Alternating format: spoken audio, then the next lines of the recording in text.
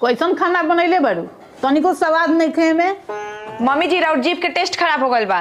ये खाना सब कोई खैला खता अच्छा लागल, रउआ खराब लागता। चली तो रउआ के एगो डॉक्टर भेज ले चलता नहीं। चले ना जानी अंगनवे टेढ़, हमार जीभ खराब हो गइल बा। चलो तक हमें डॉक्टर भी ले चलता रू, हमू चलो तनी।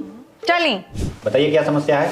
देखी ना डॉक्टर साहब, कितनो अच्छा अच्छा खाना बना देता नहीं आ घर भर के लोग के अच्छा खाना लागता, लेकिन हमरा सास के खाना अच्छे नहीं खिलागत। देखी तो इनका जीभ में का भइल बा। माता जी जीभ दिखाइए। समस्या तो गंभीर है। हैं? गंभीर बीमारी बा? हाँ, इसका मात्र एक ही इलाज है। कौन सी डॉक्टर साहब?